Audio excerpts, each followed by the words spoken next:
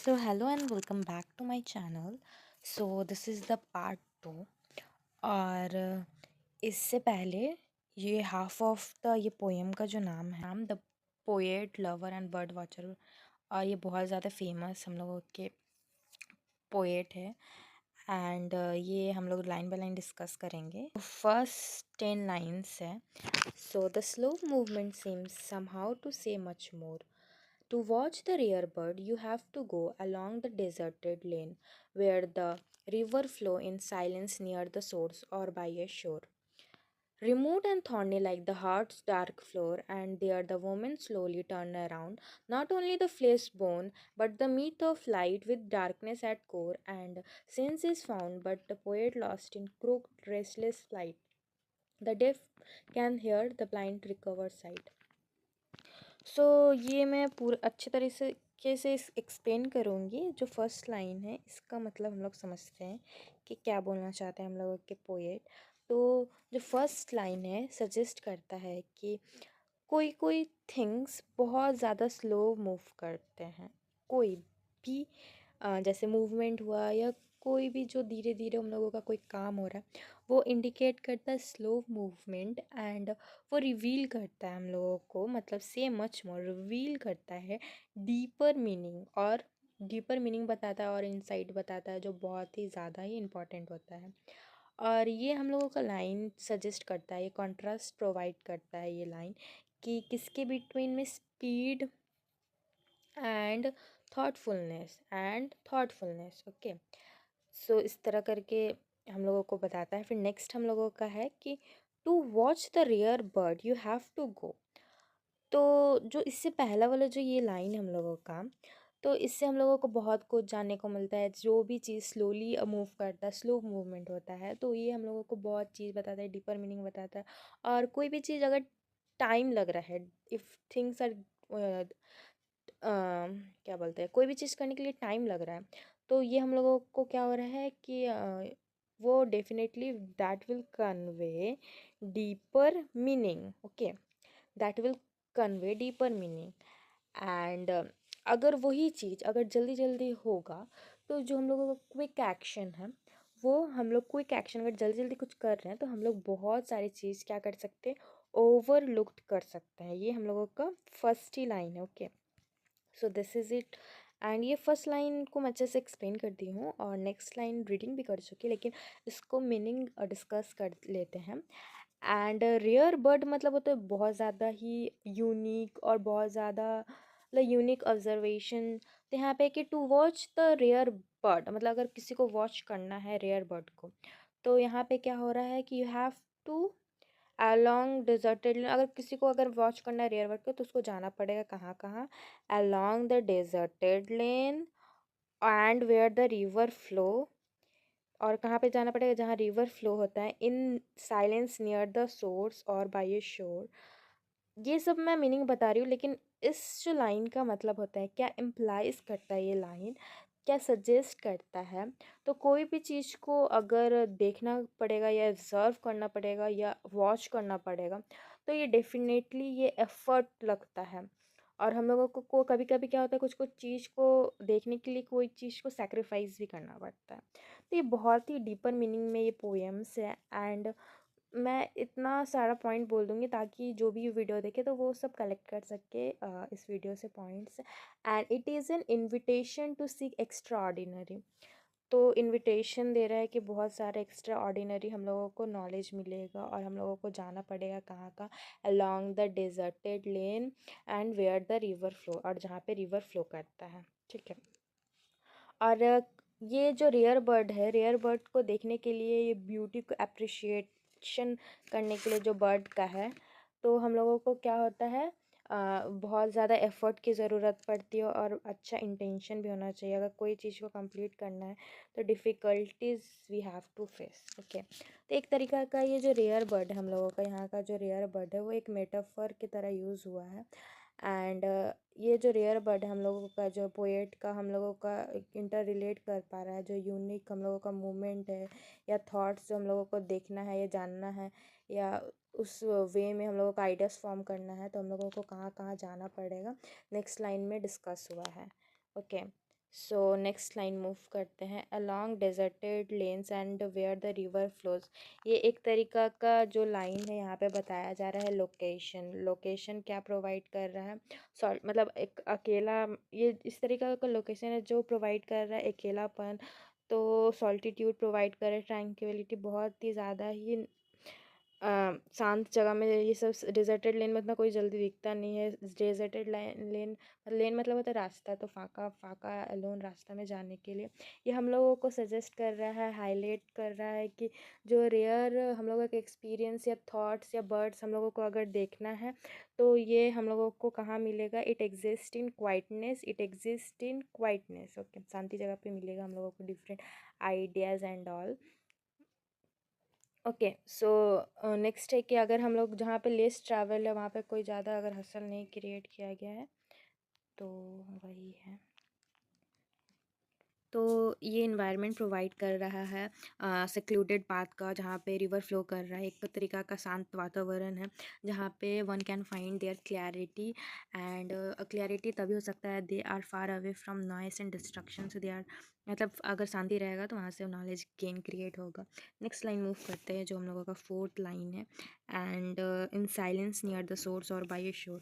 Near the source इस क्या suggest करता है कि being close to the origin of things, and while a shore indicate करता है कोई भी दो वर्ल्ड, यहाँ पे दो वर्ल्ड है, शोर किसके बीच में, वो किनारा बोलते हैं, तो इस यहाँ पे हम लोगों का क्या रहेगा, वाटर रहेगा, एंड यहाँ पे हम लोगों का क्या रहेगा, लैंड रहेगा। तो ये एक क्या है, कनेक्शन है, एज है, एंड एक तरीका का हम लोगों को जो बाउंड्रीज में सेंस क्रिएट करेगा, एक्सप्लोरिंग क्रिएट करेगा, ये लाइन बता रहा है। एंड साइलेंस, साइलेंस क्या सजेस्ट कर रहा है, एक तरीका का साइलेंस ज़रूरी है, इम्पॉर्टेंट है for our deeper understanding. Okay, and origin near the source मतलब हम लोग जानते हैं ओरिजिन ऑफ थॉट, क्रिएटिविटी, और वही नॉलेज क्रिएट होगा थ्रू शोर। ओके, नेक्स्ट मूव करते हैं, ये फिफ्थ लाइन हम लोगों का। टोटल तो 10 लाइन है, एंड जो 10 लाइन से मैंने पार्ट 1 और पार्ट 2 करके डिस्कस कर रही हूँ, तो पार्ट 1 भी देख लेना, और तभी ये वाला कंप्लीट होगा, तभी ये हम लोगों को अगर देखेंगे तो अच्छी तरह से समझ में आएंगे। And deeper concepts and meaning में मैं बहुत अच्छे से डिटेल में ये वीडियो रिकॉर्ड कर रही हूँ। नेक्स्ट है remote and thorny like hard dark floor. तो रिमोट प्लेसेस, यहाँ पे रिमोट को कंपेयर किया गया है, कंपेयर टू कॉम्प्लेक्सिटीज़ के साथ कंपेयर किया गया है, एंड ह्यूमन हार्ट को ऐसे कंपेयर किया गया है, एक तरीका का चैलेंज होता है, और जो हम लोगों का इमोशन को डीपर लेवल और स्ट्रगल को दिखाता है। ठीक है, ये लाइन ही इमोशनल कॉम्प्लेक्सिटीज़ दिखाता है, लाइन सजेस्ट करता है। एंड रिमोट मतलब isolated place, deserted place, distance, and thorny हमेशा कहीं पे भी रहेगा, तो इट यूजली इंडिकेटेड, और they are compared with pain, and heart's dark floor symbolize the deeper emotions that are often hidden or difficult to confront। And हम लोगों का जो हार्ट है वो क्या करता है, जो भी चैलेंजेस है वो बताता है, और हम लोगों का जो हार्ट है इजीली जो रियलिटी है उसको नहीं दिखाता है, they always tries to hide thoughts and all, and that are not easily seen. Okay, तो यहाँ से यहाँ तक जो 5 लाइन से डिस्कस कर लेते हैं कि क्या बोलेगा, धीरे धीरे स्लो मूवमेंट हो रहा है, अगर धीरे धीरे मूवमेंट हो रहा है तो बहुत सारी चीज़ बताते हैं। एंड अगर कोई चीज़ रेयर थॉट लाना है अगर माइंड में, तो कोई चीज़ धीरे धीरे हो रहा है तो बहुत सारी चीज़ बताने के लिए, अगर मतलब रेयर चीज़ या रेयर एक्सपीरियंस करना है तो हम लोगों को शांति प्लेसेस में जाना पड़ेगा, जहाँ पर बहुत शांति हो, और शांति और यहाँ पर शोर बोलने का मतलब है कि हम लोगों को बहुत सारा वर्ल्ड बाउंड्रीज़ को क्रॉस करके डिफरेंट आइडियाज़ को फॉर्म करना होगा, और शांति प्लेस में अगर, और हम लोग जानते हैं कि जो रिमोट एंड थॉर्नी जो हम लोगों का क्या होता है, जो हार्ट बहुत सारा शांति रहता है, हम लोगों को बहुत इमोशन को हिडन करता है, इजीली हम लोग डायरेक्टली नहीं देख सकते बिकॉज वो हिडन रहते हैं हार्ट्स के डार्क फ्लोर में। ओके, सो ये 5 लाइन से बहुत ज़्यादा ईजी है। एंड नेक्स्ट मूव करते हैं हम लोगों का जो लाइन्स है, हम लोगों का जो लाइन्स है, this 5 lines, and they are the women slowly turn around women का स्लो मूवमेंट हो रहा है, ऐसा सिंबलाइज कर रहा है कि वो लोग बहुत ज़्यादा एक्सपीरियंस्ड है। धीरे धीरे वो लोग को सब समझ में, हम लोगों को कोई भी चीज़ करने से हम लोगों को एक्सपीरियंस गेन हो जाता है। और स्लोली मूव करने का मतलब आराम से, अगर तुम कोई चीज़ न्यू करते हो तो हमेशा को लगता है कि जल्दी से ख़त्म करें, लेकिन यहाँ पे मूवमेंट स्लो बता रहा है कि मतलब they have gained enough experience. और कोई भी चीज़ करने के बाद या एक या दो बार करने के बाद ज़रूर नॉलेज ज़रूर हो जाता है कि कैसे होगा कैसे नहीं, इसलिए experience matters always. And slow movement हम लोगों को प्रोवाइड करता है, ये बताता है एक तरीका का फिजिकल और मेटाफोनिकल टर्निंग, मतलब एक तरीका मूवमेंट है जो हम लोगों को बता रहा है कि अवेयरनेस, और बता रहा है कि वुमेन का क्या क्वालिटी है एंड क्या चेंजेस हो रहा है। ये बहुत ज़्यादा ही डीपर मीनिंग वाला लाइन है। बट ओके, नेक्स्ट मूव करते हैं। Not only the flesh and bone but the meat of light. Meat से हम लोग जानते हैं कि मीट एक तरीका का स्टोरी फेमस रहता है और क्रिएट होता है, वही चीज़ के बारे में मीट होता है। ठीक है, मीट मतलब कि हम लोग को रियल लगता है, लेकिन वो जनरली स्टोरीज से लिया गया थिंग्स है। बहुत सारे मीट स्टोरीज ऐसे ही फेमस हैं। सो ये लाइन से सजेस्ट कर रहा है जो वुमेन है, हम लोगों को क्या कर रहा है, फिजिकल प्रेजेंस बताया जा रहा है, और वो लोग क्या करती है, वो अपना अपना आइडियल स्टोरीज़ और एनलाइटमेंट मतलब लेकर आती है। सो इसलिए बोला गया not only bone and flesh, physical experience मतलब फिजिकल अपीयरेंस नहीं हो रहा है, बट उन लोगों का जो भी स्टोरीज़ है वो सभी कुछ अपने माइंड में लेकर आना है। एक तरीका का जो ये टर्निंग पॉइंट हो रहा है वो ह्यूमन एक्सपीरियंस का फिजिकल वे में तो दिखा ही रहा है, लेकिन इसको रिलेट भी किया गया है। जो हम मिथिकल स्टोरीज़ में ड्रीम्स रिलेटेड भी स्टोरीज़ रहते हैं, एस्पिरेशन जो हम लोगों का डिज़ायर रहता है वो सब रहता है, वही लाइट लेकर आना, स्टोरीज़ लेकर आना। और एक तरीका का मिथिकल स्टोरीज़ क्या होता है, होप प्रोवाइड करता है और एनलाइटमेंट भी प्रोवाइड करता है। ठीक है, समझ जाना। फिर नेक्स्ट लाइन 8 हम लोगों का लाइन को डिस्कस करते हैं। With darkness eight core and sense is found. तो जो यहाँ पे जो क्वालिटीज़ बताया गया है, ये हम लोगों का इनर स्ट्रगल और कॉम्प्लिसिटीज़ बताया गया है। डार्कनेस ही मतलब होता है बहुत सारा दिक्कत या कॉम्प्लिसिटीज़ बोल सकते हैं। ये हम लोग को सजेस्ट करता है कि कैसे हम लोगों को रहना चाहिए जब भी कोई डार्कनेस हो। और यहाँ पे क्या है कि जो डार्कनेस है, डार्कनेस में हमेशा क्या होता है, सेंस फाउंड होता है, मतलब कुछ ना कुछ ज़रूर रीज़न होता है। एंड सेंस से ही हम लोग समझ सकते हैं कि सेंस वर्ड से इंटर रिलेट हो रहा है विजडम एंड अंडरस्टैंडिंग। हम लोगों के माइंड में पूरा अच्छे तरह से डीपर मीनिंग में अंडरस्टैंडिंग होता है। और ये हम लोगों का चैलेंज करता है, जो डार्कनेस हम लोग को चैलेंज करता है जो लाइफ में एक्सपीरियंस और इमोशन को। और बहुत ज़्यादा क्या होता है, डार्कनेस में कितने सारे चीज़ इग्नोर भी हो जाते हैं। तो बहुत ही सारे ये लाइन कन्वे कर रहा है different different meanings. And let move to the next line जो हम लोगों का 9 नंबर है। एंड ये लाइन रेफर करता है इंस्पिरेशन को। और यहाँ पे बोला गया है कि वो क्या, जो पोएट है यहाँ पे क्या हो रहा है कि वो लॉस्ट हो चुका है इन क्रोक्ड रेस्टलेस फ्लाइट। अब इतना सोचते सोचते यहाँ डार्कनेस में वो खुद ही गुम हो चुका है।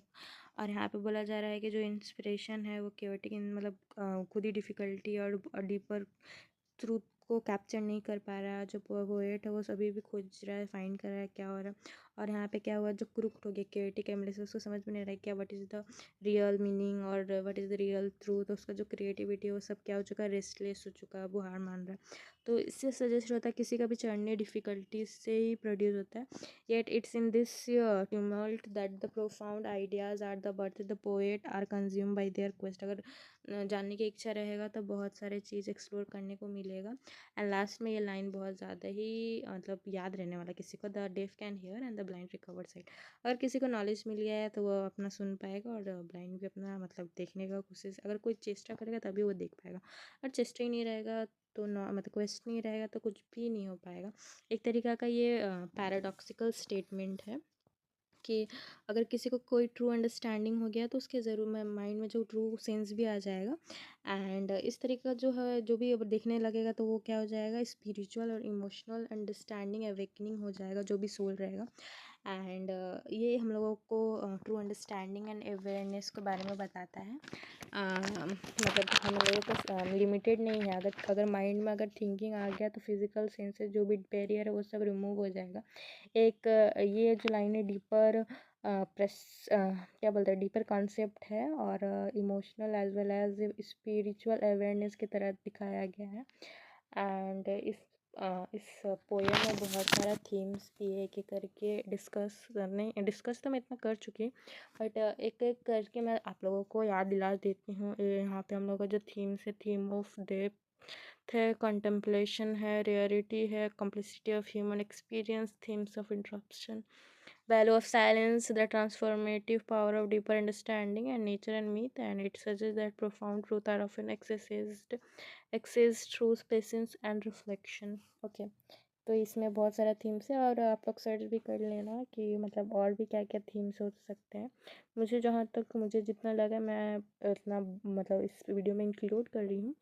एंड मतलब इस लाइन से हम लोगों को पता चलता है कि स्टिलनेस होना चाहिए, what is the importance of power of stillness. And next है कि हम लोगों को पेशेंस एंड एक्सप्लोरेशन नेसेसरी होता है कोई भी ब्यूटी को अनकवर करने के लिए, और experience is very important to get knowledge. And जो बहुत ज़्यादा मतलब रेयर एक्सपीरियंस ही बहुत अच्छा होता है। ओके, सॉल्टिट्यूड नेचर होना चाहिए, सॉल्टिट्यूड नेचर इसके लिए, एंड